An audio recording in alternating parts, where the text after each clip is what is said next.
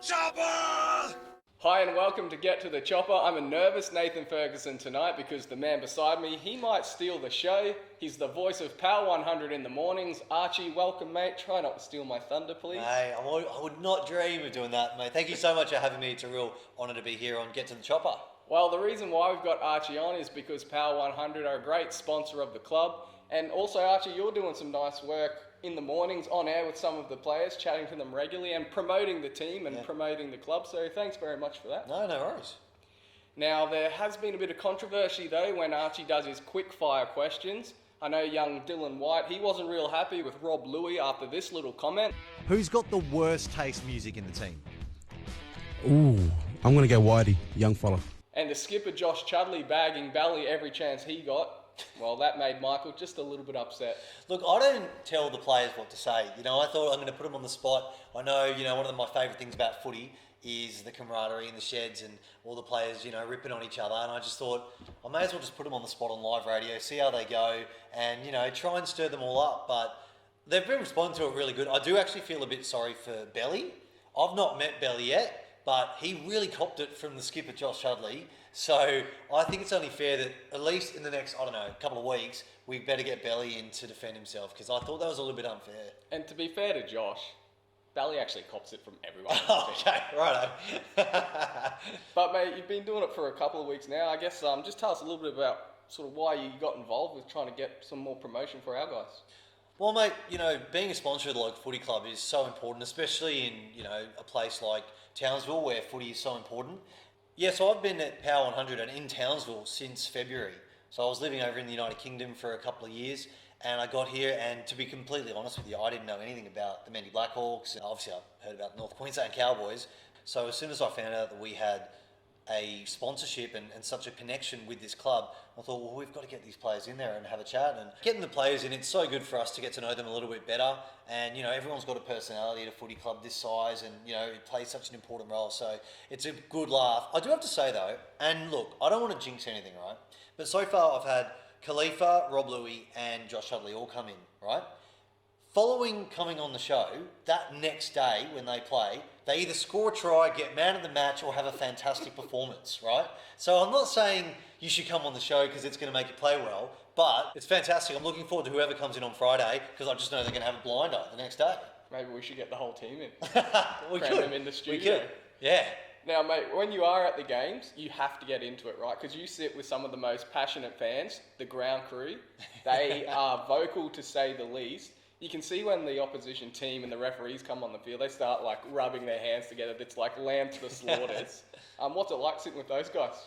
Oh, it's really good fun. I got really lucky. When I first got here, I was out shooting a video at Willows in the shopping centre just before the NRL season kicked off. And I just happened to, by chance, meet Damien Irish that day, who is, I believe, they call him the godfather of the ground crew, which is a pretty big nickname. I wouldn't want to carry a nickname like that. Comes with a lot of responsibility.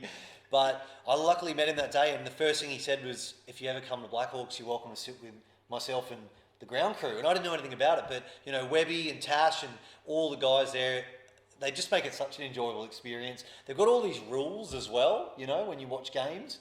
You've got to throw... Actually, I don't even know if I'm allowed to say it on camera. So I think you've got to watch with the ground crew before you reveal it. But, when you go to footy or when you go to live sport, you want to sit with passionate fans. And these guys are awesome. I love how they run over at the end of the game to the gate and make sure they shake the hands with every single player that comes off and support staff and trainers and physios. And it's fantastic. So I got really lucky that they've welcomed me in there. And I think I managed to pass the test because they keep inviting me back. Now, I know you do like a beer when you go to the game, especially a nice cold 4X, one of our sponsors, of course. But, mate, there was one a few weeks ago you weren't looking forward to tasting. You made a bet with Khalifa if he scored a try, you'd do a shoey from his boot, and, of course, what happened? Well, look, I really should have done my homework because he came into the studio, he was the first guy in, but I didn't realise that he was like a try-scoring machine. So I said to him, actually off the air, it wasn't even on the air, I said, if you score tomorrow, I'll be at the game and I'll do a shoey out of your boot. And not only did he score a try, he scored 2 tries that day and he played 80 minutes. So I'll just be honest, it was definitely not the most tasty beer I've ever had in my life. But you know what? It really solidified my friendship with Khalifa. Because a couple of weeks later, when he saw me on telly at a Cowboys game, he was the first bloke to take he was the first guy to take a photo of it and a video, send it to me on Instagram, and his commentary in the background was, "Oh, you're doing a shoey again, brother." There you have it. If you want to be friends with the Blackhawks, just have a beer out of their shoe, and you'll be besties for life. Now, mate, do you fancy yourself as a rugby league player at all? Come on, mate. Look at the size of me. I'm like 65 kilos. I just, no. Well, no. The reason I asked, mate, I've seen you the other day, you gave wrestling a go out of nowhere, and you were actually pretty good. We saw some of the moves you did. I reckon you might have a future in that, but as a leaguey, what do you think? Look, I think I'd be doing rugby league a disjustice by saying that my wrestling prepared me for a career in rugby league. So, nah, mate, I don't think I'll be doing that. The only thing, like my dad used to play growing up as a kid, and he was a fullback, but he couldn't tackle. So if I was in a position where I didn't have to tackle much, because I reckon that would, look, no. The answer is no. I'm sorry. Do you think you can catch? Yes, yeah. Put me under a high ball, I reckon I can seriously catch it. Well, it's just that we have dug out some vision of Archie at one of the home games trying to catch a conversion. And, well, we'll take a look at it.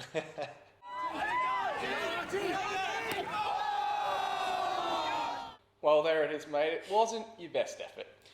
Look, in fairness, I had one hand, and I'm pretty sure there was quite a lot of wind blowing around that day, so, anyone could have dropped that. Yeah, it was absolutely howling wind. Well, I reckon you'll get plenty of practice on Friday night, hopefully, when we take on the PNG Hunters. We haven't hosted them for about 3 years. On that occasion, it was a massive crowd. Like, honestly, they probably had more supporters than we did. So they get a big turnout here. Yeah, I'm looking forward to it, mate. And also, the guys are on fire at the moment, going for five in a row. Yeah, they are going for 5 in a row. And the weather experts are telling us it'll be a dry track by then. The rain is supposed to go away. A few tinkers with the team Payne's had to make due to a couple of injuries. Let's hear from him now. Yeah, look, unfortunately, against Redcliffe last round, we suffered some injuries.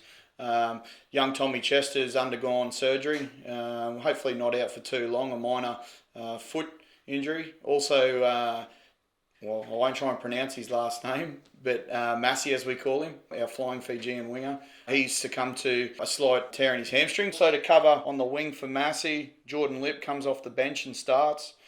He gets an opportunity to try and cement a spot. Aaron Moore, after an unlucky exit from our side, returns into the halves. And Jalen Feeney reverts back to fullback.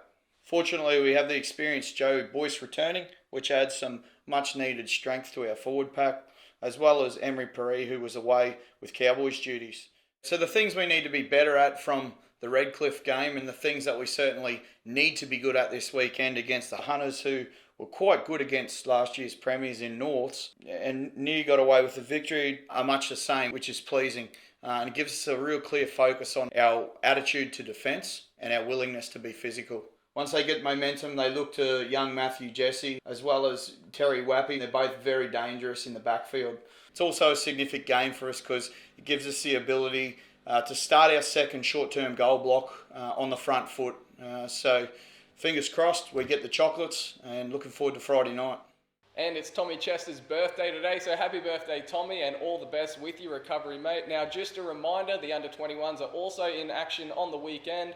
They'll host the Clydesdales here at Jack Manske Oval, and that's free entry. Now, Archie, I'm not sure if you're aware, but the guys that are sort of pushing for a Q Cup selection right on the fringe, they play in the local league. All 3 games took place on Saturday night. Brothers smashed Centrals, racking up a half century at home.